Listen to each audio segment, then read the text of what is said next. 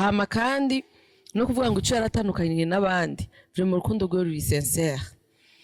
Premièrement n'umuntu akubwiye ati ndaha naho akubwiye ndi muri ibi nivyo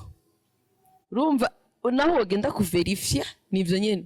Je niyambwiye ati ndaha nta nubwo banigirira kuko mba nzi iti ndabizi ahari ndabizi. Urumva nyene urukundo rwe ruri sincere, arankunda arasengera, n'umuntu yasunika cyane gukunda Imana. Ico arafise itandukaniro rinini n'abandi bantu. Jewe kimwe ca mbere novuga no kumenya mbega urukundo rwanyu rwubakiye kuki. Jewe ca mbere principe yiwanje na fise ivuga ngo umunezero sindawiteze mu bintu bizoza, no kuvuga ibizoza bizosanga mu munezero. Ica mbere nuko umunezero wanje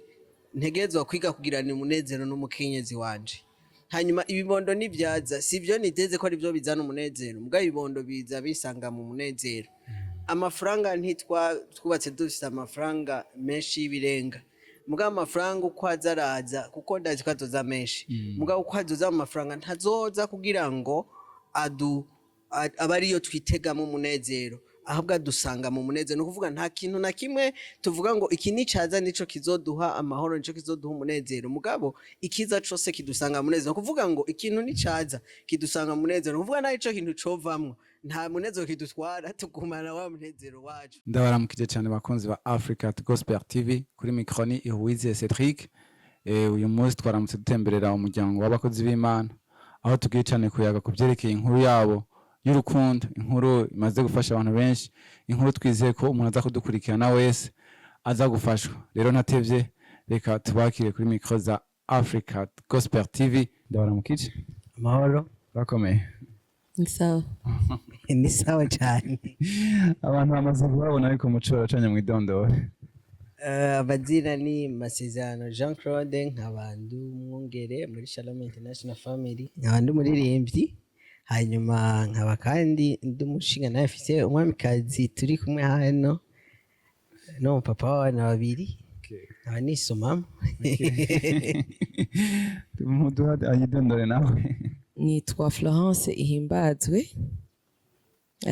ndi Madame Pasteur MASEZERANO, ndi mama w'abana babiri, ndi muri vyimvyi. Yego. Nibaze ko mukomena tubasanze wanyu. Tumeze neza. Je meze neza, sheri wanje meze neza, ibibondo byacu mwabibonye ko bameze neza. Yego. Akabazo ka mbere Pasteur. Yego. Mwakije ryari? Twebwe twavukiye mu ishengero, gusa novuga ni hariho ibihe batubwira naho twari abana bakaza batubwira ko twizere umwami Yesu, bakatwakiriza umwami Yesu. Rero nta gihe kidetermine umuntu yovuga ngo nakirijwe ko navukiye mu muryango w'abakijwe. Papa wanje ari pasteur, mugabo twabikuriyemwo, mugabo gihe nyene twari abana baratwakiriza umwami Yesu, kandi ko twizera Bibiliya ko watuza kanwa ukizeresha umutima, umaze kuvyatura ukavyizera biba bimaze kuba. Yego. Ariko biri kose ubikora umaze kubitahura. Wabitahuye banza gukura. Ariko novuga ni engagement ya Jay wanje ku giti cy'uwanje nk'amasezerano. Nigihe kuko mu mwaka wa 2000 niho papa wanje yava ku isi, hanyuma w'amaraso, hanyuma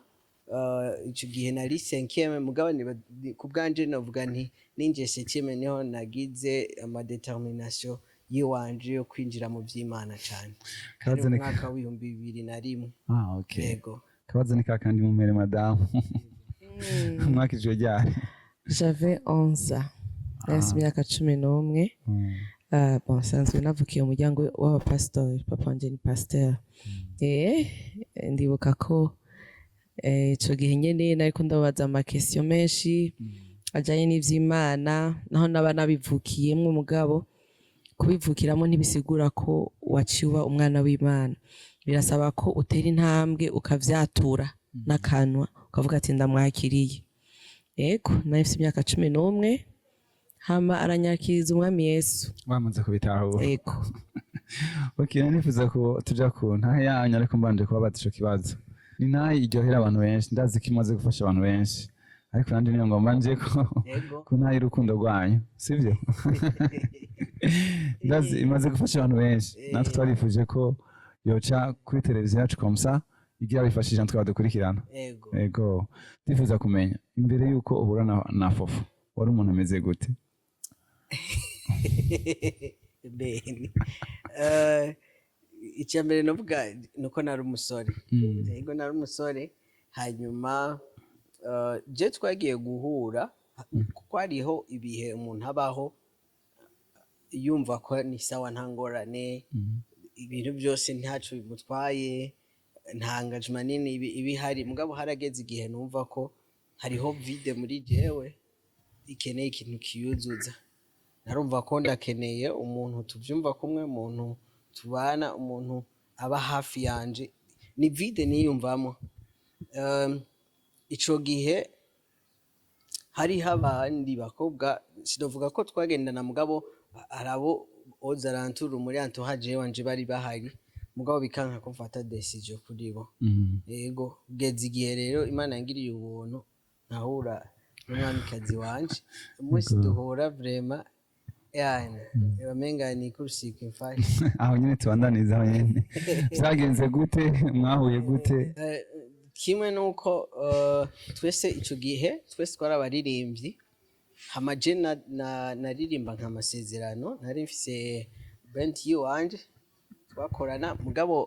madame nawe nyene ico gihe yarakora solo hanyuma jewe narumva amakuru yiwe apana amakuru menshi narumva amakuru nk'umartiste nk'umwigeme aririmba hanyuma nuko wamukorera management yiwe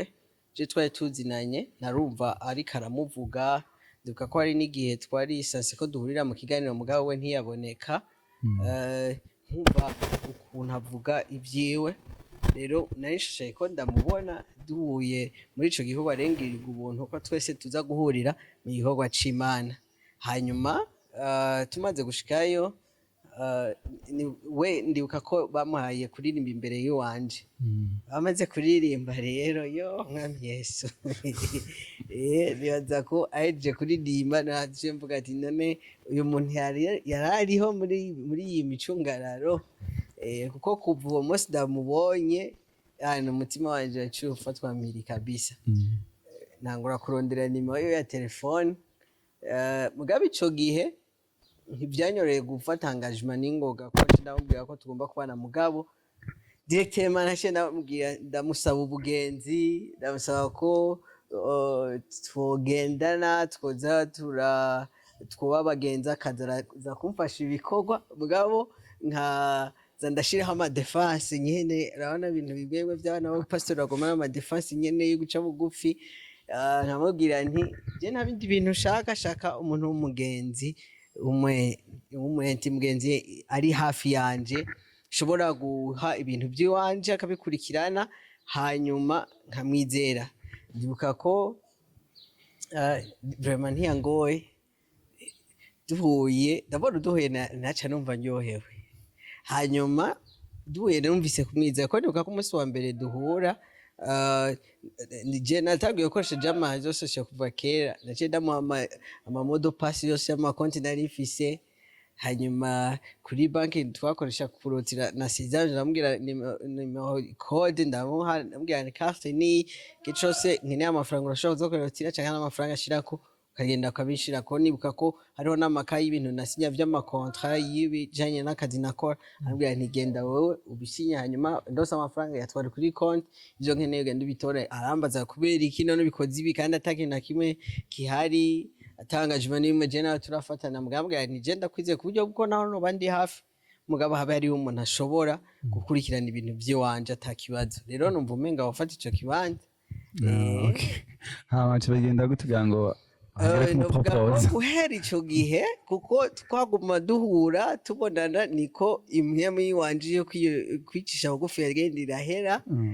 nkumva ko hari ibindi mwanzuro uri kuraza rero urazi ko namubwira nti ibi nabyo shaka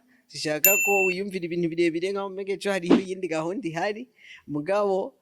nanje kambwira ambwiye ko hari umuntu bagomba basohokane ehana bikanka abadamu maza none uvayo ryari mweza ryari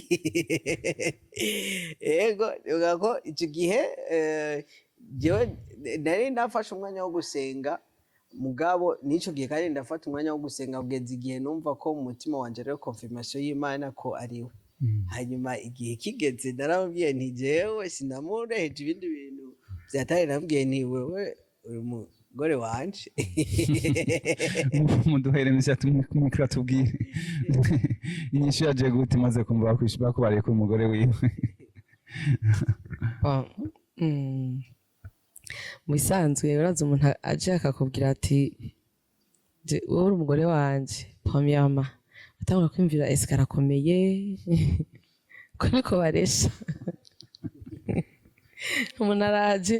ngo je ndabizi ko uri umugore wanje ijambo namwishe namubwiye ati nde yabikubwiye Imana nanje nimbwire mugabo je nari ndabizi nari ndabizi kandi nabimenye atarabimenya kubera ko hari imyanya nakunda gufata yo gusenga hanyuma ndabibona mu ndoto ndabibona mu nzozi nkacanganiza pasteur wanje akambwira ati komeza gusenga Imana izobihishura bija habona kubera ko je ikintu ca mbere ntahura nuko Imana iravuga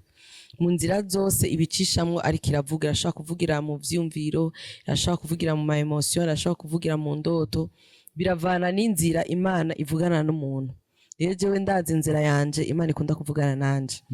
cyane cyane iravugana nanje mu ndoto rero ndabimenye gutyo narabisengeye bwa mbere ho narinzi ko ari za mpwemu z'ubusambanyi usanga ari abantu umukobwa yagiye mu cumba ariyumvira umuhungu kubera ko mukunda akamwishiramo mukanavuga none Jina sinigira ndamwiyumvira sinamwishizemwo n'umugenzi bisanzwe nta kintu na kimwe sinshobora kwesindamwiyumvira nk'umugabo wanje bije gute bimeze gute ndabisambura amasengesho ndabisengera navuga ati ndavyanse ndavyanka mugabo ko navyanka niko narushiriza kubibona haba mu nyuma ndavuga ati Mana ubugombe bwa ni bubi ubugombe bwa ni bube rero ndateba ndavyakira kubera ndakunda kubivuga mu bisanzwe yari afise ibintu byose ariko yarabuze uburebure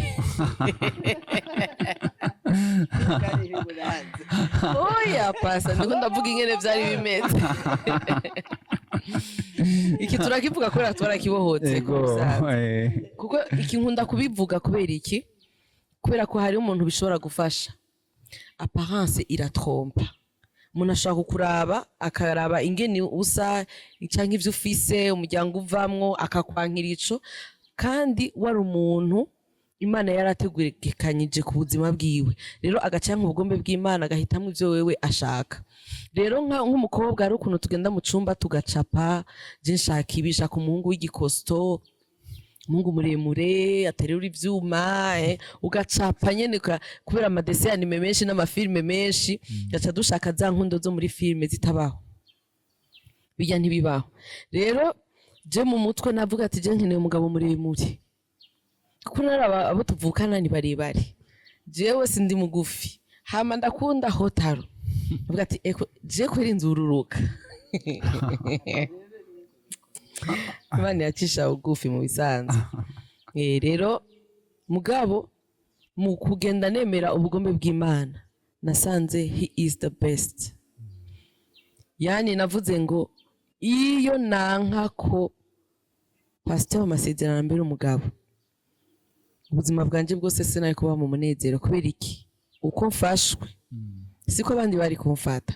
hama akwabo yo gutwarwa n'umuntu we wacafye Imana nayo igakiguha uwishaka uwizi ko ubugombe bwayo ari ubunyene azokubera umugabo mwiza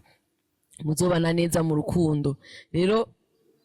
ndagira hano ndavyemera ndavuga ati nta kundi kandi rero nasanze ubugufi ntibwubaka apparence ntiyubaka ubwoko ntibwubaka aho umuntu ava ntihubaka amafaranga ntiyubaka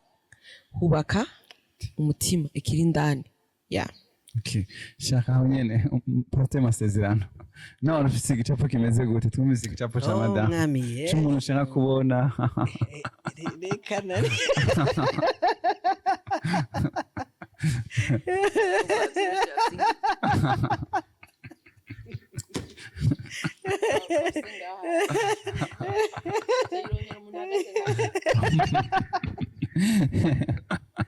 nivyo nice ndabivuze nabihaje kuko twarabiganira Okay. ukunda abakobwa bameze gute ati je nakunda abakobwa bavyibusha mutaye nanje nari nihagarariye nka naravyibusha okay bisanzwe ndibuka ko hariho n'abagenzi na president mu fiancé wanje bakambaza nene nk'ujya wamutwariye iki kuko bari bazi ivyo niyumvira n'ibyo navuga mugabo hariho umuntu usanga ni nkambaraje muri yo itekeye bya bintu byose wipfuza mugabo atabyo uri kurabona je sino kubesha mpora ndabimubwira sindavugira kuri micro mugabo namubwiye nti niba hariho ubuntu bumwe Imana yangiriye niba hariho ubuntu Imana igira mw'isi jewe canke ineza y'Imana nuko kunzanira wewe mu buzima bwanje ni bimwe birepresenta urukundo Imana inkunda kuko niba hariho abagabo muri isi bahiriwe je ndazikomiriwe ego je sinari kumenya aho uri je sinari kuguhitamwo aho uri mugabo Imana yarangiriye ubuntu kumpa umwamikazi nkawe kuko ibyo nipfuza ibyo nabona indoto nari mfise sinari gushobora kuzishika ko wowe utahari kuko igihe cyose umuntu aba afise ivyiyumviro n'ibyo ashaka gushikako mugabo utazi ko bya bintu byose ushaka za ndoto zose ufise zitekeye mu muntu runaka rero Imana yarangiriye neza kuko indoto nari mfise naho zose narazishikako mugabo ukubaho kwiwe kurashobora gutuma jewe shobora gushika ku byo nipfuza cyangwa ibyo nkeneye byose rero ndamukunda cyane sana. Okay, mu rugendo rwanyu rw'urukundo hanyuma urumva musanzwe hariho ubwiza buba bunyegeje bisaba nyene ko Imana igendera bushira habona uko nyene igendera bitunganye nibaza ko twese yaba jewe canke yabawe twese twari ahantu ataraho kwipfuza ubuzima twarimo ntibwari ubwo kwipfuza mugabo ndabizi ko intambwe yose itera intambwe yose dutera nuko umuntu yinjira ahantu yumva ko ari wese yo kwipfuza ico kintu umuntu abari mugabo je novuga ngo ico ndi uyu munsi hari ivyo uyu yatereyemwa kubaka kugira ngo jembe uyu ari uyu munsi hanyuma nawe icari hari ivyo je nateye kugira ngo abe ico ari uyu munsi rero twese ibintu byose mu buzima ni magiriranira hari ivyo Imana yagiye irubaka hari ivyo Imana yagiye irakora hagati muri twebwe byatumye tuba turi ico turi uyu munsi bantu Imana sindakubesha nuno munsi iyo nibutse ko Imana ariyo yaduhujije ndamavuga ko ari ubuntu nagiriwe namafukama nkase avuga nti Imana warakoze kuba warangiriye mu buntu bya vrai n'ubuntu n'ubuntu budasanzwe yego ndumva ibintu byanyemeze neza ariko mu rugendo rwanyu rw'urukundo donc muri fiançailles nta ntambamye mwahuye nazo ibintu byose twumvise neza nta kintu cabagora nawe mugasanga nyene kimwe novuga nk'intambamye zari zihari intambamye za mbere novuga ntiziba zihari naho ntizari nyinshi ku ruhande runini kuko icambere je ntahura mu rugo rw'abantu babiri bagiye kubaka n'imiryango y'amaraso iyo mvuze imiryango y'amaraso n'ukuntu jewe nakigwa mu muryango wiwe n'ukuntu nawe yakigwa mu muryango w'iwacu rero nibaza ko iyo yari yo ntambamye yari kuba ya mbere mugabo iyo nta kibazo yari ifise kuko jewe muhira nari ndamahoro kandi nawe waje muhira byara amahoro haba hasigaye haba ari mu nzira turiko turagenda muri entourage nayo ari igora kwakira kuko haba hariho abantu je bashaka haba hariho n'abandi uyu bamushaka kandi rimwe na rimwe iyo muhura agomba kwereka ati bya muntu nawe mugiye ko abuze ibi abuze biriya abuze biriya mugabo bashobora kukwereka bitatu bitari byiza mugana nawe ugaca ubona ibindi 8 vyotuma uhitamwo uwo muntu bakwereka bibiri bitari byiza ugaca ugwiza n'indi ugaca ubona 14 byiza kurusha ivyo bariko barakubwira rero novuga nti nizo ntambamye twagiye duhura nazo mugabo umuntu ntazihagacira izindi ntambamye nazo zibaho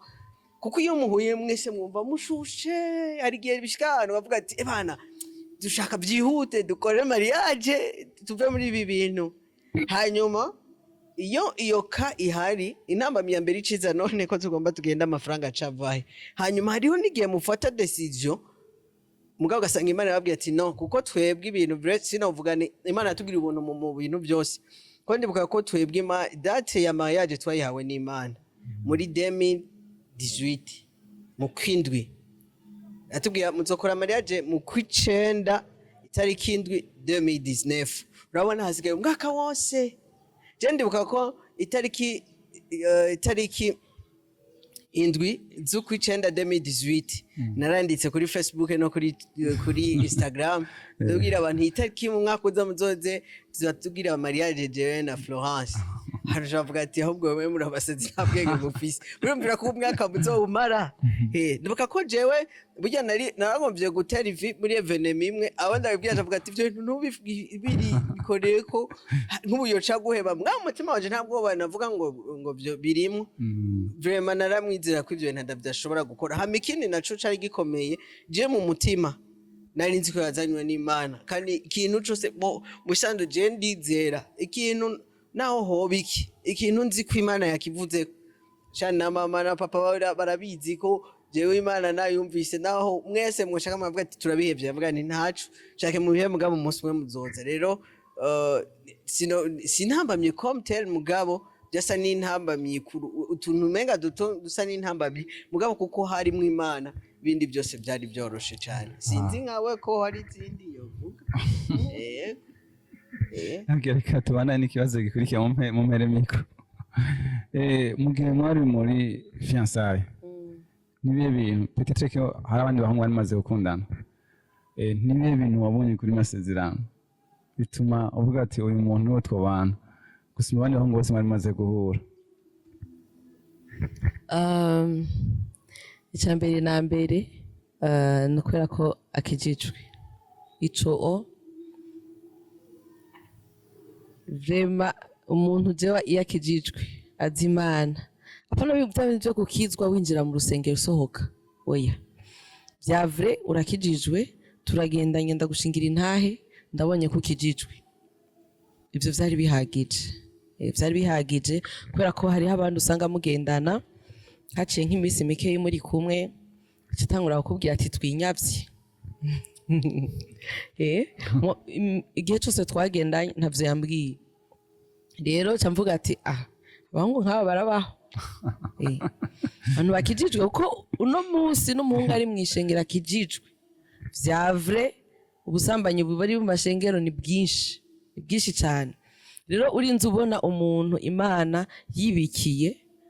hama ukabona muragendanye umwaka wose iryo jambo ntajya avuze tuvuga ati peut-être arakwaye ntakomeye ariko aca nje ndabizi urumva ariko ivyo vyo kudakomera sinavyumvira urumva ashatse kuvuga ko ubonye uno munsi umuntu mugendanye ntakubwira ivyo hari abaca batangwa kumvira ngo peut-être ntakomeye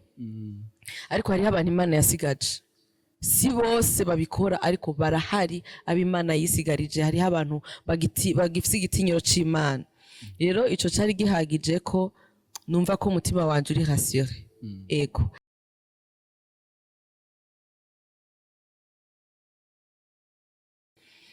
pomyoma n'umuntu akubwiye ati ndaha naho akubwiye ndi muri ibi nivyo urumva naho wogenda kuverifya nivyo nyene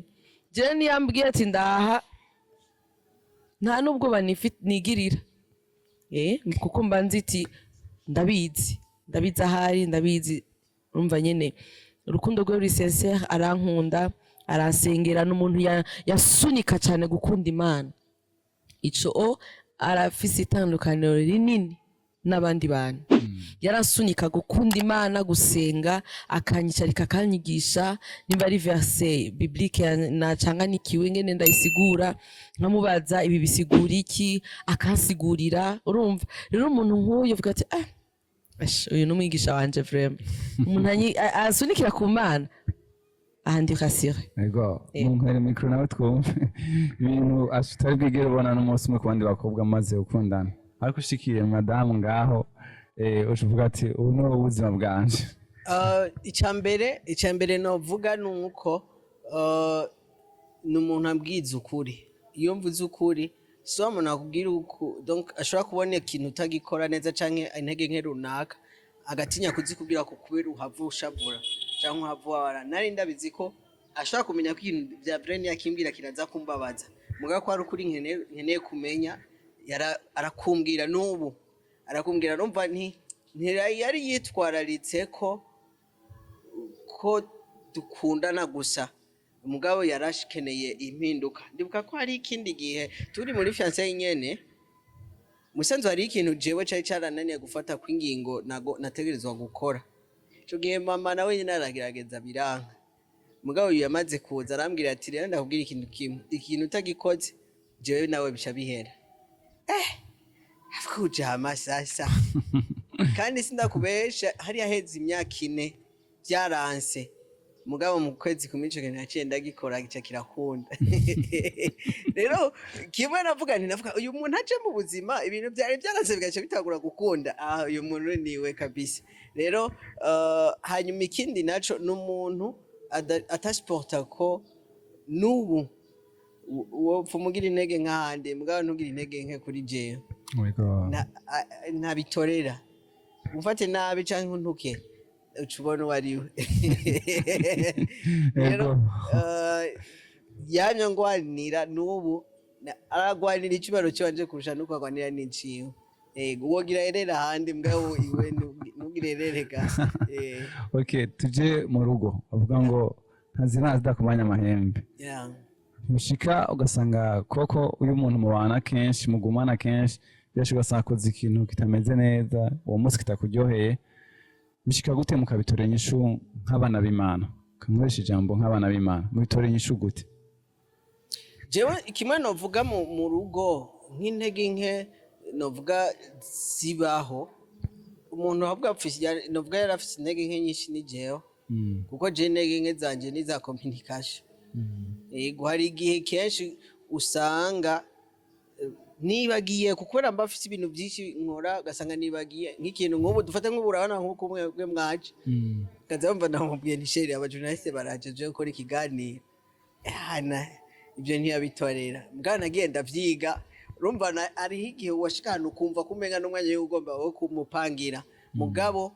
byafashe umwanya kugira ngo ushobore kubitahura nkamenya ati ndamukomunika kandi urumva ashavuye je ntiyihisha arambwira ati bari gicashavuje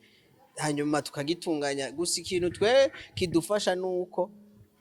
bari sinziwe kurarongora jewe umugore mu rugo atanezerewe mwese ntimushobora kuryoherwa n'abana botamba na ibindi byose na muba mufise amafaranga mu nzu itaramo ryo mu nzu n'umugore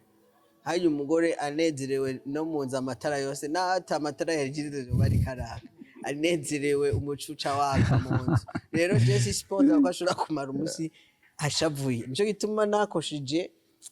ndihuta ushamwe yashirije imbabarira mugabo twavanse ibintu bigende neza yego nibaza ko ni imwe mu ntege nke novuga ni jewe nizo ntege nke nagize cyane yego cyane ibindi navyo nibinavuze byo uko ndashobora gukora ikosa cyangwa ugasanga ikintu sinayikoze neza cyangwa ngashaka kumanura ikintu runa ntatorera avuga ngo nina kimubwira araza gushavura arakimbwira mugabo uwo mwanya ndashobora kucakira muri mer y'ishavu mugabo umwanya muto bikabiyeza arambwira ati none nubona aho byari bikeneye sawa cabihera cyamakabizu bikaca bihera cyandyohera hari igihe usanga haba nk'ikintu kitabanejeje entre abo bantu babiri ugasanga ishavu rimaze igihe kirekire namwe niko bimeze mu mpere madame urana twebwe nta n'iminota 10 ihera tutavugana ntibibaho mubigenza gute uganga abandi twebwe premièrement turabagenzi mbere ko tuba umugore n'umugabo turabagenzi umuntu ari umugenzi wawe uramubwiza ukuri uramuhanura uravyumva rero umaze kumuhanura biba biheze mu bisanzwe je ndashobora gukosa ikintu ca mbere ukuntu yimereye umushinga nawe wanje akunda kuguma twenga ego ashobora gushavura mugana ntavyanyereka sindabizi araza akambwira sheri iki kintu vraiment cambabaje urumva aho nyene nta ntitwarinde ngo gushwana ngo turiko turaterana amajambo ivyo ntibibaho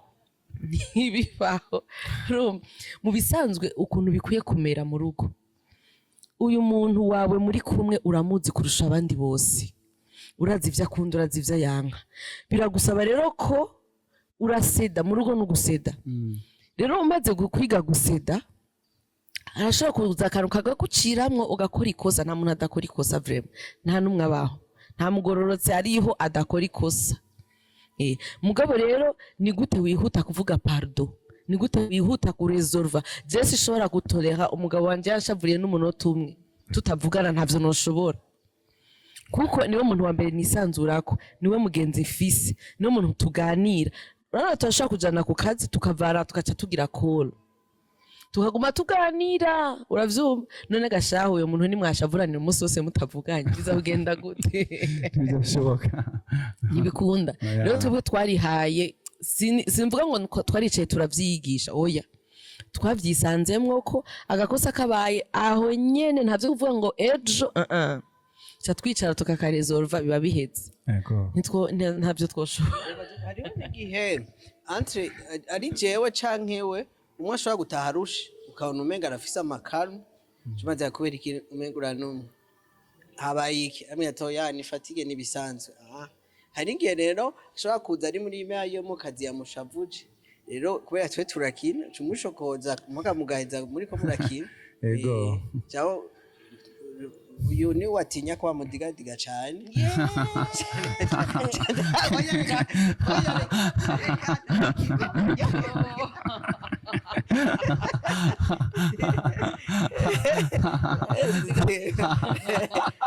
romba ego rero bishitse uriya ranjuka uyareka basi nasabye imbabazi byahetse ubu twayibonye kare utinya ego rero tugerageza uburyo bihera n'ingoga kugira ngo twavanse neza ego hama ikindi naco turabikora ku neza y'iwacu n'urugo rw'iwacu hama ikindi naco nuko kenshi nk'uko ubona mwaje kudukoresha ihiganiro hari n'igihe abandi badukoresha ibiganiro nk'uko hanyuma kuko kenshi n'igaka usanga ari gihe kenshi abantu bavuga ati urabi ibyo mvuga mbwa nturabi ibyo nkora mbwa twe duprefera ko abantu babona ibyo dukora kurusha ibyo tuvuga ego hariho kenshi urugo rutangwa nko kuwanyu ugasanga mugitangura rimeze neza meme n'abakijijwe ariko bigeze uko bibandanye ugasanga bitira biba nabi usanga ntibumvikana ntibashobora guresolva ibibazo byabashikiye canke ibintu batumvikanye ko n'igiki mwobwira abo bantu jewe kimwe ca mbere novuga no kumenya mbega urukundo rwanyu rwubakiye kuki jewe ca mbere principe yiwanje na fise ivuga ngo umunezero sinda witeze mu bintu bizoza no kuvuga ibizoza bizosanga mu munezero ica mbere nuko umunezero wanje ntegezwa kwiga kugirana umunezero n'umukenyezi wanje hanyuma ibibondo nivyaza sivyo niteze ko ari byo bizana umunezero mbwa ibibondo biza bisanga mu munezero amafaranga twubatse dufite amafaranga menshi y'ibirenga muga amafaranga uko azaraza kuko ndazi ko azoza menshi muga uko azoza amafaranga ntazoza kugira ngo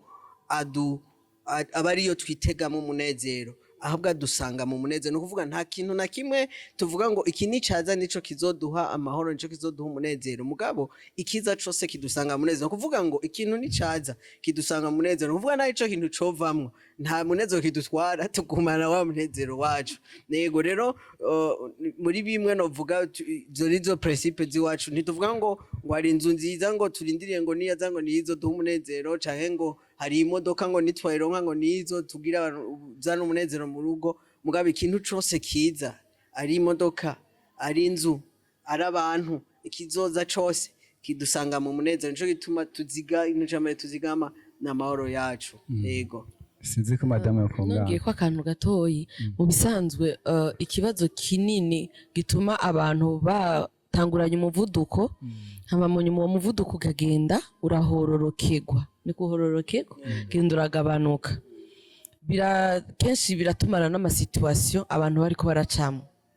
ugasanga yagiye afise amayiriziyo runaka yibaza ko azohurirana n'ibi Umva hariho nk'umuntu umwe yigeze kumbaza ati byakugendeye gute mu rugo ukigenda kuko ati mbega ntiwagenda uvuga ati warapanze ingene bizoba bimeze ingene uzoza urafungura ingene uzoza urahindura ibintu uhindura impuzu ivyo ntavyo nigeze niyumvira jewe nagiye nzi ko ngiye kubaka urugo ibizoza bizonsanga mu rugo sinagiye mpanze ngo nzoshika ngira ibi slayinge nambare neza mpinduranya ivyo sivyo vyari binjanye mu rugo mu bisanzwe abantu benshi bagenda mu rugo hari ibintu biteze rero ivyo bintu yiteze atabironse kica kiba ikibazo mu rugo yagiye azi ko umuhungu afise amafaranga asanze ata amafaranga afise ingorane yagiye azi ko iwabo yarongoye umukobwa iwabo bafise amafaranga yiteze ko sebukwe azoza ararunga ikinoti canke azomuha akazi ibibazo birinjiye mu rugo rero ugaca usanga baguma bashwana nta kumvikana iki ntibumvikana canke hari ingeso yabitse muri fiançailles zigeze mu rugo agaca atangura kwerekana uwo ari we réellement ugaca usanga ukimvira n'aba bantu ukuntu bari bakundanye muri fiançailles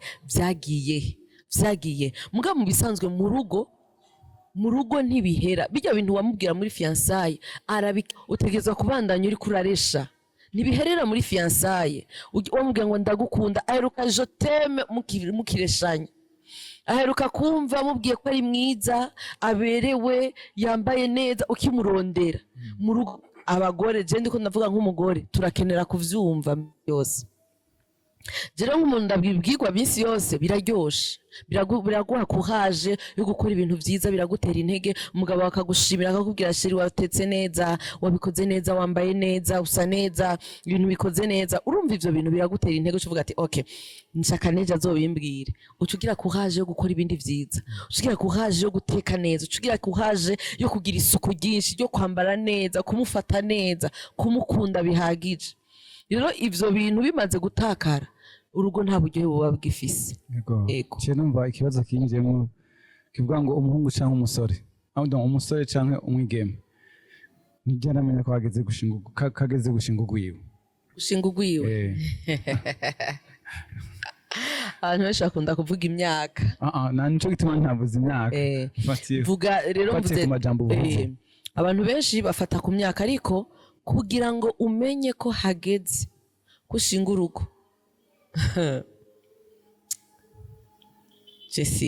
sinumva ingene nobisobanura imanza uvuge kimwe jewe novuga icambere nuko uri umuhungu umenya ko wumva ko hageze hariho vide wumva muri wewe atakindi kintu gishobora kwiramplasa uretse umuntu Imana izana mu buzima bwawe hanyuma ico naco kirafatanye nuko usenga kuko kumva mpwemu yera ni ikintu gikomeye abantu bo kugira ngo harageze mbwa mpwemera atarakwemera ko haragera kumva ko hageze iyo usenga biroroshe kuko urumva ko mpwemera aragukomunika mu buryo musanzwe muganira hanyuma kumenya ku muhungu kumenya ko urugo hageze hariho kumva ko mu mutima hageze hariho vide yuzuzwa n'umuntu Imana izana mu buzima bwawe hanyuma ikindi naco nukumenya ko umenya ko nigihe winjiramo cyo gufata ama responsabilité uvuga ngo iyi ni responsabilité mfashe kandi sinzi ufanse ubi inyuma kandi c'est responsabilité zoza kuzuzwa na papa c'est responsabilité zoza kuzuzwa na mama rero nyiri umuhungu kivuga ngo hageze ko nguri impuzu nza kusaba papa hageze ko ndi inzu nza gusaba mama hageze ko nkora ibindi ndakuvugana na papa na mama haba hariho urugezo haba hataragera kuko ni engagement ufata ugenda ukavuga uti ibi sisubira inyuma sindabivamwo ntegerezwa kujana n'umuntu turi kumwe no kuvuga uyu muntu turajana bikomera canke vyoroha biryoha bibiha dutegerezwa kugumana kugeza dushitse ku ndoto runaka twashitse ko. Hanyuma biroroshe cane iyo usenga kuko umuntu Imana iramuha indoto, umuhungu arafise iyerekwa, aragira vision, aravuga ati nifuza gushika hano, nifuza gushika kuri ibi. Iyo usenga aho mwemera akubwira ati ivyo nifuza gukora muri iyi si nibi, aho nshaka kugera naha. Rero iyo uri kuratera iyo ntambwe umaze gufata iyo nganiro yo kuja mu iyerekwa Imana yasize mu buzima bwawe, umugore ntaza nk'uwo mugomba kubakana nk'umuzamu w'inzu yawe, ntaza nk'umuntu, kuko hari abantu barongorwa nk'ibintu bibuze mu bintu umuhungu atunze. Umuhungu arashobora kuronka inzu, akaronka amafaranga, akaronka ibintu byose, kaca abona ko mu bintu atunze harabuzemo ikintu citwa umugore. Ntaje nk'umufasha, aje nka objet atunga mu bindi bintu atunze. Nico gituma hari abagore mu mazu badafashwe nk'abantu, bafashwe nk'imwe mu maobje, bafashwe nk'isahani, bafashwe nk'isafuriya, bafashwe nk'iteleviziyo imwe batunze ngaho mu nzu, kuko ntiyaje nk'umufasha, yaje nk'ikintu kimwe kibuze mu bintu umuntu atunze mu rugo. Swati nuko muhire bamubwiye ati burya waronse ibintu byose mbwa harabuzemo ikintu citwa umugore. Urumva si umuntu, si umufasha, ni ikintu kimwe kibuze mu bintu atunze. Rero hari abantu bari muri place mu rugo batafashwe nk'abagore kuko baje nk'ibintu bimwe babuze. Rero umufasha ni umuntu aza kugufasha mu iyerekwa ufise, mu ndoto ufise kugira ngo uzishikeko. Rero nibaza ko muri bimwe bikomeye umuhungu kugira iyerekwa no kubona yari karaja haragera gushika hano ukumva ko Imana iragusunika kukeneye umufasha aza kugufasha no gushitsa za ndoto zawe. Kandi ikintu kimwe abantu batazi kandi gikomeye nuko umuntu we iyaje ibintu aho kuja hasi ahubwo bitera biduga. Ibintu aho kononekara ahubwo bitera biba byiza cyane kurusha. Hanyuma ikindi naco gikomeye abantu bafata ibisanzwe, kare navuze umuryango w'amaraso, mugaho hari ikintu gikomeye ku bantu. Nubona iyo ufatanye n'umuntu we entourage n'ahatari benshi, mugabo entourage igenda irashingira inahe ibintu murimo. Sinokubesha jewe amaze kuza abantu benshi barashingira ati byukuri nibyo ndeka ko ari gihe n'abantu duhura bavuga ati wowe niba muri iyi si waranyaza abantu, sinumva igituma Imana yahisemo kubahuza mwebwe yipfume batandukanye. Avuga ni ubuntu nanje nagiriwe, uravyumva. Rero sinzi ko nacishwe neza, mugabo kugira iyerekwa Imana haragira igihe ubwira ati harageze ko haza umufasha muri iryo yerekwa, cyangwa kugira indoto Imana hageze kwizana umufasha muri izo ndoto, hanyuma ibintu bikabandanya kugenda neza. Sinzi rero nawe avuge. Pastor avyishe neza. Avyishe neza. Ego mu bisanzwe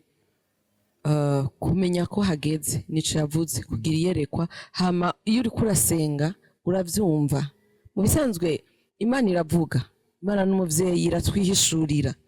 Rero igihe cyose uri kurasengera, uri kurabisengera ubwira Imana. Hariho abantu basengera ingo aloke ntiharagera, mugabo nyene urabisengera ntiharagera, mugabo utegezwa kubisengera. Rero muri processus yo kubisengera uravyumva, ugenda uravyumva muri wewe, ukumva ko uri ready kwinjira mu rugo, urumva ko ufata ama responsabilité, uri ready kumva ko submittinga, ugaca bugufi musi umugabo wawe ukamwubaha, uri ready yuko wumva ko ibintu byose bisayangana urimwo wo bireka ukaja kubana n'uyo muntu. Rero hariho abantu batabishoboye vraiment,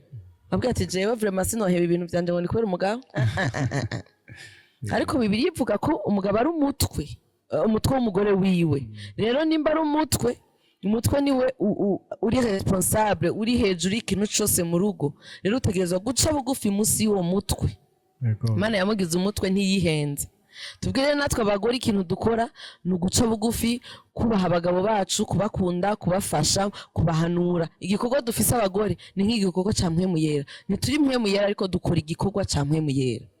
kubafasha, kubahanura, tukabaha impanuro nziza. Nitube bayezeberi mu rugo, yagiye guhanura umugabo wiwe amuhanura nabi, bituma apfa nabi. Rero uramufasha, ukamuhanura, ukamusengera. No mu kumuhanura n'umuhanura mu bantu, muhanura buke buke, ukamubwira sheri iki kintu kirakenewe, iki kintu kirakwiriye, kuko abagabo barakunda icubahiro.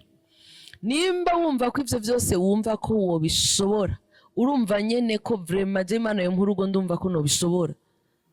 ubaka. Nakaye kajambo wabwira rero umwigeme cyangwa umusore yifuza kubaka? Namanze yisuzume, nimba ashaka kubaka, genda wenyene wicare, wowe nyene wiha amanota, umanze wiyige, wimenye eske ni he mfise amadefo, mbiki iki kintu ninacinjirana mu rugo ntikizontera intambamyi,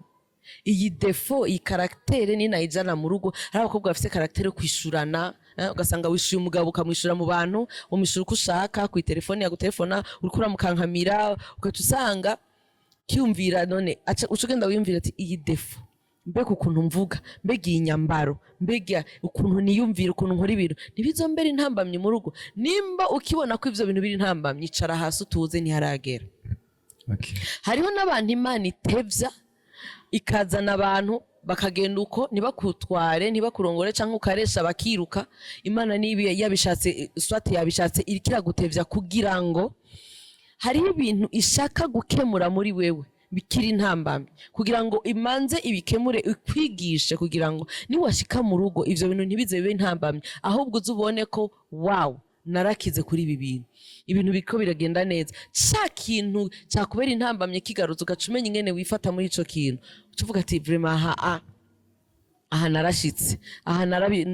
naranesheje nabikoze neza iki kintu nakibohotseko. Rero umuntu wese rimba wifuza kurongora canke kurongorwa manzi ugende wicare hasi uyumvire ko mbega ndashobora gufata ama responsabilité mu rugo ndashobora kwihanganira umukenyezi wanje niya kora akantu gatoyi ndashobora kwihanganira umugabo wanje niyaza yabuze ratio natangurira impunzu nzomwihanganira mbega nitwubaka nituce tuvyara ubwo nyene tuzovyihanganira kuko havyara Imana. Abantu bose tugenda mu rugo tuzi ngo uwo munsi nyene turaradusamye turadutwaye inda ariko hariho abantu bifata umwaka imyaka 2 amezi bigafata igihe kinini mbega uri ready kwihanganira ivyo kuko Imana yavuze ngo nta cabagerageje kirenze ico mushobora kwihanganira bisigura ngo irikira gutegura kubw'igikorwa runaka hari imbere ubuzima ducamwe no munsi butegura kazoza. Rero ibintu byose umuntu aba ari karacamwe no munsi ni ibintu bimwigisha kugira ngo imbere niyahashika azomenya ingene yavyifatamo canke hari umuntu muzohura yahuye n'ivyo bibazo uzomufashe. Rero umuntu wese agende yigishe yiyumvire ati jewe meze gute mbega ibi bintu ndabikora neza no bishobora kuko mu rugo subwana suguftina sakabumbu simashanje n'abantu babiri bafite karaktere zitandukanye bagiye kubana hamwe. Ni gute izo karaktere mwozihuza ni gute mwocika ikintu kimwe ni gute mwese mwokunda bimwe mwashitse mu rugo kuko uyu afisiyo yarerewe jewe mfisiyo narerewe ni gute jewe vya bindi no biheba nkaza gusubmitinga. Rero ivyo ni wumva ko bishoboye kuza kubana n'umuntu nakubwire kubana n'umuntu utazi mutakuranye ni utarerewe hamwe ni sacrifice kuko arafise ingene yarezwe arafise ivyo nyina yamwigishije nanje ndafise ivyo mama yanyigishije. Rero abo bantu bahuye ni gute wobana mu mahoro no mu mutekano. Rero ni wumva ko ushobora kubishobora ivyo bintu uri ready. Nibihe bintu ga pastor tuje kwa pastor gato nibihe bintu bicitse mugashavuriranira par exemple aciye aja kureba gatoya nturose umwanya gwango mushiye kubiheza nko mabivuze hakiri kare iyo wibutse ko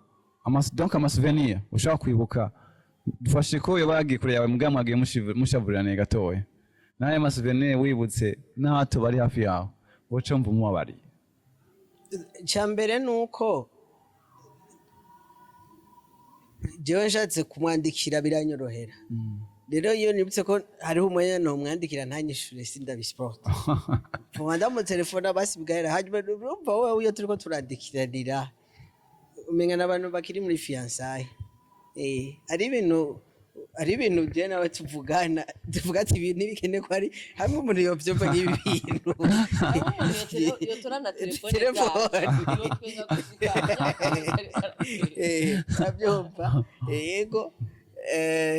none ndayivuge ya pass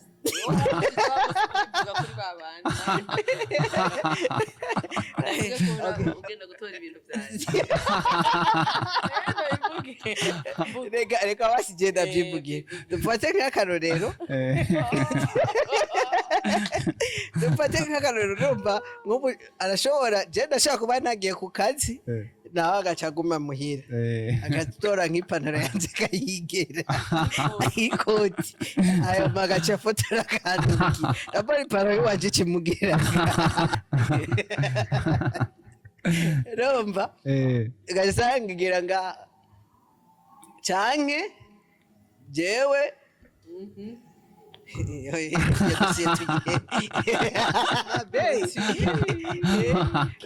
cyangwa umuhe yivuge nawe abashaka kubivuga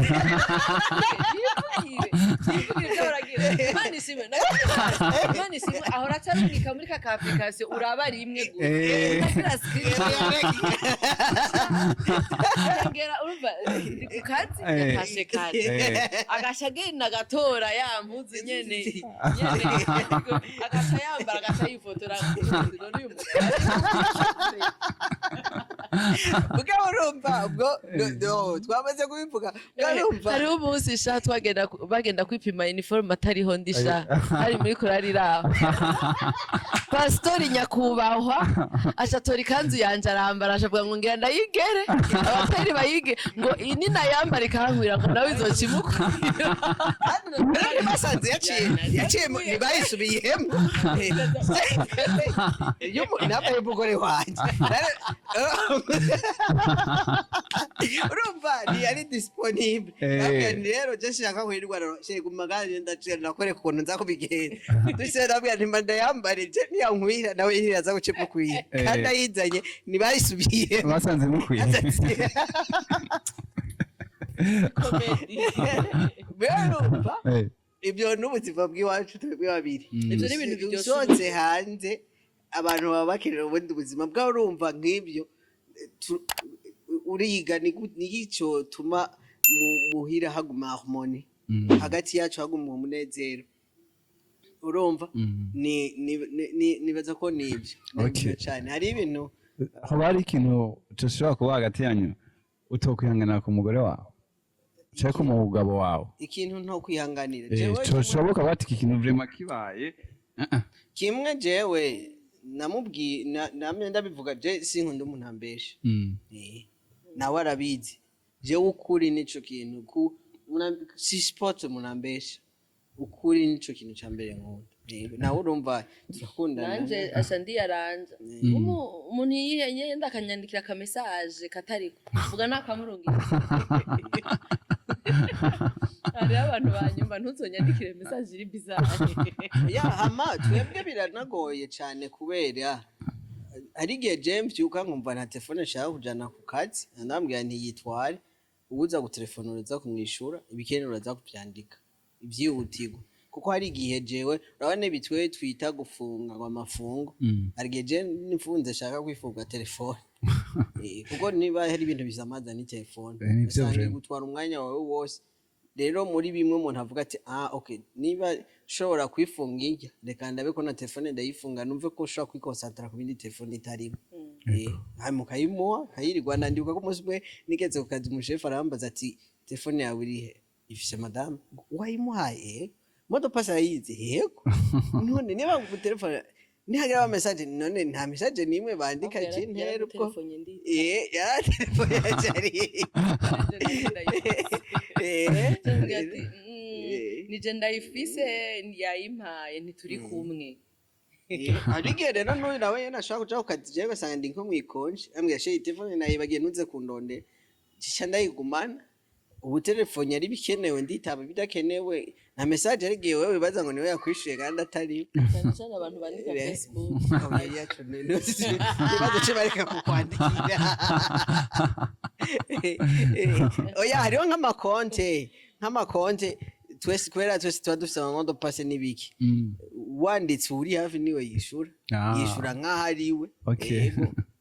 gusa urumva aheje kwishura amubwira ati naka yakwandikiye kandi namwishyuye ibi n'ibi ibyo ntatahura canabwira niba hari umuntu yanditse ibi n'ibi sinzi ko ari byo mwari mwavuganye ego mwishura ukuntu nibyo byihutirwa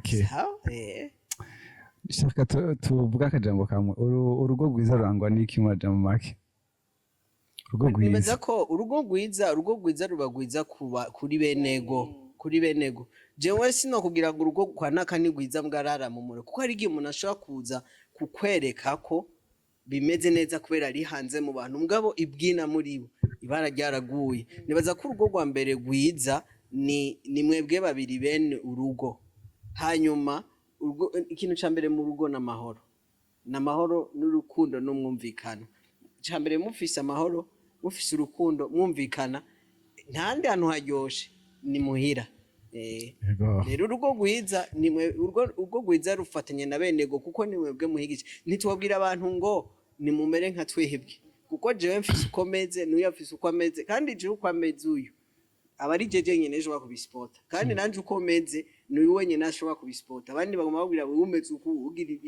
ibi bwa Imana ikuzaniye umuntu we bijya abandi bakritika wagufasha ko bivamo akakwamika inkomezi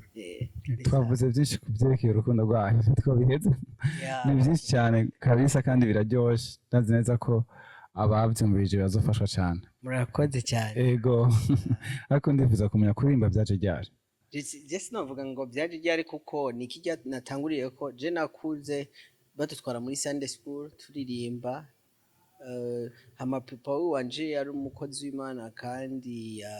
yarazunguruka cyane cyane mu iglesia ko yari umubwiriza yagenda ku maiglesia menshi atandukanye rero kenshi agiye yarantwara hanyuma hajya bamuhangwa ngo yigishe canke asigure yaca banza kumpa umwanya nkaririmba kuko ico gihe natangiye kuririmba ndi umwana muto na gitari rero novuga nakuze muri ivyo geza rero igihe ninjiramo nkabigira carrière mu gasino twakuze turirimba muri eglise yego sinzi naje nakuze gutyo abavyeyi banje papa wanje muririmbyi arabizi kuririmba vraiment kandi aririmba neza aririmba neza aririmba neza je natanguye kuririmba asiza kuvuga ngo kuja imbere y'ishengero nkaririmba asiza umva nabitanguye kuva ndi umwana mumpere mikro gato ya pastor umuhamagaro wo kuja mu ibango ry'ubupasiteri byagenze gute byaje ryari byatanguye ryari sinovuga ngo gusa muri 2000 niho basize amavuta yo kubishira ku mugaragaro ngabo sino jewe nakuze nzi ko ndi umwungere je nakuze nzi ko ndi umwungere kuko narigisha abana mu Sunday school nabaye umwigisha w'abana narabaye umurongozi w'ugwaruka nabaye umurongozi w'amakorali nabaye mu madepartement eglise nabaye mu bashinga n'abishengero nabaye abashinga n'abishengero ni nk'abatama bishengero yego rero ico gihe cose jewe nakuze numva kuko ikintu co kwegeranya abantu kurera abantu n'umuhamagaro wanje rero novuga nti umuhamagaro w'ubwungere n'umuhamagaro donc novuga nti ntasizweho n'amavuta ahubwo bawusize ahabona sino nakuze jewe nzi ko ndi umwungere biroshe kwita umuhamagaro tanze umuhamagaro ikintu ca mbere mu muhamagaro iyo uri muhamagaro wawe ugira amahoro cyane amahoro adafatanye nuko abantu bariko barakwemera canke bariko barakwakira n'amahoro afatanye nuko ubu byisangamwo biryoha bitaryoha wumva yene kumunezererewe kubikora hanyuma ikintu kiryoshe mu muhamagaro ni igihe Imana iguhaye umufasha atahora umuhamagaro kuko Imana ikuzani Edeni sinovuga ngo Imana ikuzani wowe uhisemwe ivyo gacu kubita iswata ugahitamwo umufasha adatahora umuhamagaro ni nko kwiyahura cubaho ubabaye cubaho urushe kuko umuhamagaro ni ibintu bya mbere ukunda kurusha ukunda ibindi bintu byose kandi iyo uriko urabikora ntibikora nka business ushonje wumva wo bikora uhaze wumva wo bikora ubabaye wumva wo bikora wicaye wumva wo bikora kandi kenshi umuhamagaro usanga utagira ikimazi wewe mweneho ahubwo ugira ikimazi societe tubayemo yego muhira muharamugira ico bita muhira yego yeah zaje gute ninde abizanye okay jewe narakunda gukoresha rezo sosio narakora ama video nkashirako canke nkandika hanyuma mwamikazi wanje tugihura yarambwira ko amwe mu mayere kwa afise ari amayere kwa yingo gufasha abakenyezi gufasha ingo cane rero akumva ko umuhamagaro uri kuri we kandi n'abandi bakabishingira intahe mugabo ntabone ryari yo bitangura hama ikindi naco nuko twebwe tumaze kuja hamwe nk'umuryango twarumva ko turagomba gufasha isi mbwa ntitwabona rero aho twoca niho rero twashiraho igikorwa co muhira ni programme iri chaque mercredi kuva saa 2 z'ijoro. Rero kenshi dukora muri cadre yo guhimbaza Imana, mu nyuma tukafata umwanya wo kwigisha. Turigisha ku vyanditswe, ariko hari n'igihe usanga igihe mwemwe yaturongoreye kwigisha ku vyingo, na cyane uyu cyane rwose cyane. Yego iyo programme nuko twayitanguye mu entre tuyu bwa mbere ntiyumva ukuntu abitangura cyangwa ukuntu yobikora. Mugabo ndibuka ko umunsi umwe namubajije ikibazo kiri simple ku bijanye n'ingo. Mugabo mwanya nakimubajije jene namaze kurasa live Facebook, akibaza ko ari video gusa turiko turifata. Mugabo uwo munsi yaravuze ibintu byinshi ku bijanye n'urugo. Niyo video ya mbere mu ma video nayo maze gukora yarabwe n'abantu benshi. Mu nyuma rero ndamubwira nturabona ko amavuta yo gufashura yafise, niho hatanguye gutinyuka gushobora kubaka kuvuga. Rero ni igikorwa kinini cyane, ntitwavuga ibijanye n'iki gikorwa cyo muhira. Mugabo muri iyi minsi twasa n'ababihagaritse kubera ikibazo c'amatara, ubona ntigihagaze neza. Turindiye nyene naho byoba bitarazi by'amatara, mugabo umuntu ari karaba ama possibilité bishoboka, kuko abantu benshi baguma bareklama ntitukibabona, kuko hari abantu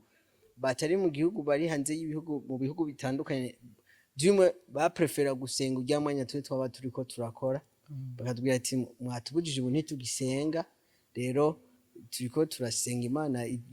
yugurura imiryango kugira ngo tugikomeze bigende neza, kandi abantu bazokomeza gukora. Hari ibintu bimwe bisaba kubijanye n'igikorwa buri kurakora utavuga, ahubwo je préfère que abantu babone igikorwa akaba arico gishinga naye kurusha amajambo, kubabwira ngo nzokora ibi nzogira ibi, mugabo bakabibona byamaze kuja habona. Rero turanezerwa kuko iyo turi muhira tuba twumva turi mu muhamagara. Yego, igihe kitari gito muririmba mutaririmbira, donc mutamuteko murakora imbere yuko mugaruka mu iyi minsi iheze, hari habaye iki? Vyagenze gute? Igihe tutari ko turaririmba mfite mu iyi minsi iheze no mutaye kuzana indirimbo, mwari maze igihe kinini mudasohora indirimbo, hari habaye iki? Okay, muri bimwe novuga, sinovuga ko tutari ko turaririmba, ahubwo ntitwari bwashira indirimbo habona, kuko muri eglise madame naririmba niwe ari mwe mu barongo yabaririmbye muri church. Nibaza ko nta dimanche nimwe ataririmba, je nije ndirimba gusa rimwe rimwe. Hanyuma turafise evenement dutegura chaque année, atmosphere of miracles. Ni concert tumira abantu mu guhimbaza Imana no kwitega igitangaza c'Imana. Yego, kuko hari ubwiza bw'Imana, hari ugukora kw'Imana. Rero ni bimwe twakora. Hanyuma novuga igikorwa ca studio ni igikorwa kitari kitworoheye cyane guca tugikora, kubwa mbere studio isaba amafaranga menshi. Hama mu mangajima twari dufise engagement gusa ya studio, harimo n'iby'urugo, kuko urumva hariho urugo, hariho abana, hari amashuri y'abana, hariho kwiyubaka kwanyu. Rero mugenda muraraba kimwe cyose ku mwanya wacu. Novuga nticari ico gihe ciza, kandi twabona Imana yuguruye, kandi novuga ngo hari igihe ushikana ukavuga uti ndavye uburyo bitwara, numva umenga ntito bishobora muri iki gihe, reka turindire igihe ciza. Kandi igihe ciza gishitse Imana yaratwugurira imiryango, kandi abantu bitege n'izindi ko zigiye kuza, kuko yego mumaze gusohora mengo zine. Yego, ariko reka tuvuge kuri zibiri, kuko twazivuga zose ko ntitwashoboye kuronka umunsi imwe ko kubaronkera uwo mwanya. Shaka mudufashe, nuvuye ubutumwa mwashaka gutanga, udufashe kuri ni Yesu, unadufasha kuri ndi umutwe. Uradufasha kuri ni Yesu. Akenshi mu buzima bwacu hari igihe iterambere ryacu n'ukubaho kwacu tubibona mu muntu, n'ukubohoka kwacu tubibona mu muntu. Ariko muri iyi ndirimbo cyane tuvuga ngo ngiranirate uwampinduriye ubuzima. Musanze ubuzima bwacu turizera ko budahindurwa n'amafaranga, turizera ko ubuzima budahindurwa n'abantu, turizera ko ubuzima budahindurwa n'ikibanza runaka urimo, kuko ikibanza ugishirwamwo n'Imana, amafaranga azanwa n'Imana. Gukizwa ni ubuntu Imana igirira umuntu. Rero muri iyi ndirimbo cyane twashatse kwerekana ko source y'ikintu cyose dukeneye muri ubu buzima, iterambere ryose dufise, niba ari aho tugeze, niba ari byo twashitseko, niba hari ubuzima bwacu bwahindutse, nta wundi yabikoze, ni Yesu. Yego, dufashe nandi umutwe.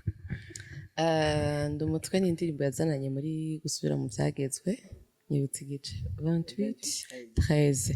28:13 havuga ngo nzobagira imitwe sinzobagira imirizo, nzobagira imitwe sinzobagira imirizo, muzokwama muri abo hejuru ntimuzoba abo hasi, ariko nimwubaha ijambo ryanje, sinibuka ko ari uko babivuga, ijambo ryanje mbagera uyu munsi mukarigendera. Rero iri jambo rirakomeye, si wa mutwe bavuga ko umugabo ari umutwe w'umugore. Aha rero mutugiye muri iki kibanza canda umutwe, Imana iba yatugize twese abantu bo hejuru. Muri mitwe, umutwe ni ikintu cama kiri hejuru, muzokwama muri abo hejuru ntimuzoba abo hasi. Imirizo ni ikintu kigayitse. Rero mu Giheburayo umurizo bisigura gupfutana. Rero abantu benshi bariyumviye ivyo bintu yaririmbye biraba confusinga ukuntu, ariko ni Bibiliya bivuga muri mitwe ni muri mirizo, muzokwama muri abo hejuru ntimuzoba abo hasi. Bisigura ngo nimba hariho ikintu wabwiwe uzopfa atacu ushitseko, ntuzokwigera utera imbere, amashuri yawe n'ay'ubusa, nta rugo uzogira, nta ruvyaro uzoronka, ivyo vyose bikubiye hamwe. Ukibuka ko Imana yavuze ngo nzobagira imitwe sinzobagira imirizo, bisigura ngo sinzotuma mufutana, ariko muzokwama muri abantu bo hejuru. Ushitangura kwiyatura kw'ivyiza. Ko bambwiye ko iki intazogishikako, ico nzi nuko ndi umutwe sindi umurizo. Imana yaranshize hejuru, ntegezwa kuba uwo hejuru. Nico gituma navuze ngo n'umutwe sindi umurizo, niko yambwiye nanje ndavyizera, kuko ijambo ryose umanza kuryumva ko ari ryawe hamukaryizera, kuko ico Imana ivuze kuri utegerezwa gucikaco naho vyofata igihe kinini. Niyo muri FLORENC naciye mvuga ngo mbe niki, mbega no kubura ivyo fungura, ni kubura ivyo nambara, ni kubura ibintu biboneka, vyo ntandukanya n'Imana oya, kuko jewe nawe twacitse umwe. Ego Rafapase ara ama question kuri Facebook, n'uvumengo sinogenda nakubajije ko nawe urayishura. Jewe nanditse ego en fait naciye numva wanse ku bintu navyanditse, ariko reka en fait je kubwanje naciye numva ijya verset iri muri Jean 3:16 ivuga ngo kuko urukundo Imana yakunze abari mw'isi ahubwo ati mitanga umwana wawe ikintu, ivuga ngo mwize wese ntazapfero ariko aronka ubugingo budashira. Rero wowe question ya mbere wavuga ngo none nk'ubu iyo wicaye wenyene uhora wibaza iki kubijanye n'ukuntu Imana yanse, kuko yanse ko yigumira mu ijuru ryayo igihitamo kuza kugucungura. Iyo question nanje irakuraho ndifuza ihishura. Nituzari question zitatu. Mu bisanzwe jewe nabibajije kubera ko vyamaze kunkorera. Naricaye nari ku kazi ndiko ndasoma Bible ry'amanya wanje, kuko je nshika ku kazi kare, ndafise umwanya wo gusoma Bibiliya akazi kataratangura. Ego rero ndiko ndasoma Bible ndatangura kuvyumvirako, ndaraba kwanza ubuzima nari mbayeho, ava yuko uko turavukira mu muryango ikijijwe ariko ntituba dukijijwe. Iyo twakiriye umwami Yesu hariho n'ibindi tushobora gucamwo bikatunanira, tukagera turananirwa muri ibi na biriya. Rero utangiye kuraba aho Imana yagukuye, ibintu Imana yagukoreye, ingene Imana yanzuriye umwana, ingene Imana yampaye umushinga nta nkunda, ivyo vyose bikubiye mu rukundo Imana yankunze. Vyatumye kuko iyo itava mu ijuru ize kuncungura jewe, ubuzima ndimwo, umunezero, urugo, abana, akazi, ivyo mfise, ubuzima mbayeho no kuyimenya sinari kuyimenya, nari umuntu wo gupfa. Rero nace nimvira none wewe basi ndabibaza uwundi muntu wicaye vraiment iryo question uhora uyiyumvira je, kuko iyo navyiyumviriye ndumva nobwira merci Imana, warakoze kungirira neza, kuko ico nduyu munsi ni kubera ko wemeye urambara umubiri w'umuntu, uraza gukubitwa, gucigwa amate, gusuzugurwa kugira ngo jewe ndonke icubahiro. Ndabashimiye cyane bakunzi ba Africart Gospel TV, mwashoboye kudukurikirana. Kuri micro yari Ihuize Cedric, abatumiri ya famille Masezerano. Twayaze byinshi kubyerekeye urukundo, twayaze byinshi, nizere ko benshi bafashijwe, yaba urunganwe yaba abakuze, benshi bafashijwe. Kuvuganje tusa mu kindi kiganiro gikurikira. Yari Ihuize Cedric, mwarahezegiwe cyane.